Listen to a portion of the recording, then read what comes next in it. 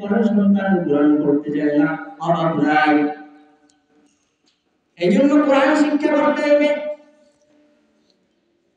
পরকালের ভাষা থাকবে আরবি, কবরে গিয়ে তিনটা প্রশ্ন দেবে, সেখানে থাকবে আরবি।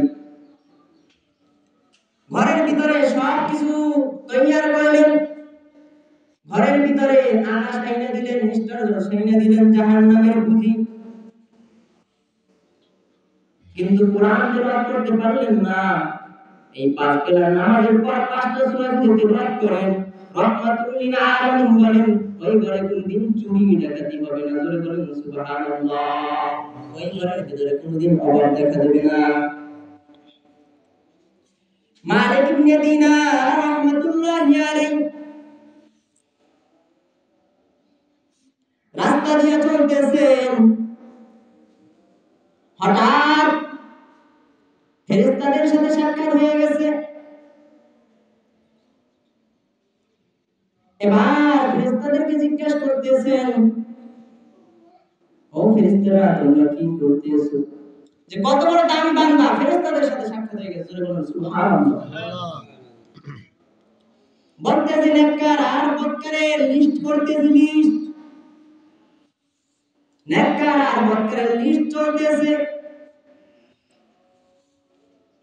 এবার বলতেছে ফেরেশতারা দেখো তো আমার নামটা ওই নেককারদের ভিতরে আছে।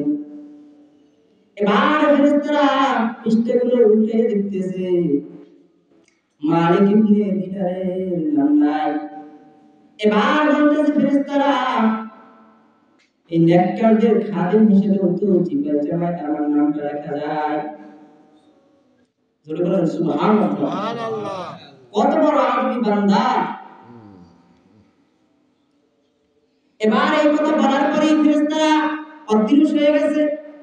আল্লাহ তাআলার কাছে বলতেছে, আল্লাহ এই জন্য আমাদেরকে অদৃশ্য করে বানাইছে। জোরে বলেন সুবহানাল্লাহ। আজকে তো মালিক ইবনে দিনারের কাছে ধরা খাইতেছিলাম। এবার মালিক ইবনে দিনার খানা খাইতেছেন না,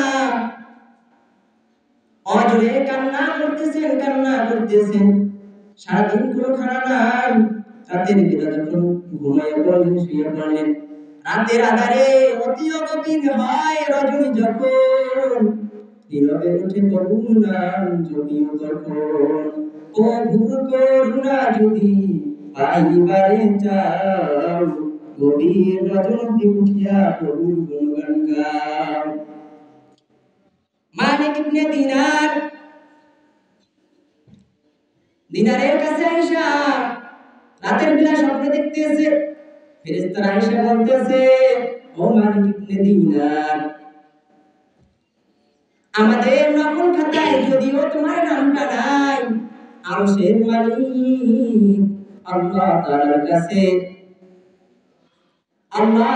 কাছে তুমি মালিক ইবনে দিনারের নামটা তার খাতায়, আমাদের নকল খাতায় যদিও না নাই, আল্লাহ তাআলার খাতার সাথে মিলাইয়া দেখলাম তোমার নামটা সর্বপ্রথমে লেখা।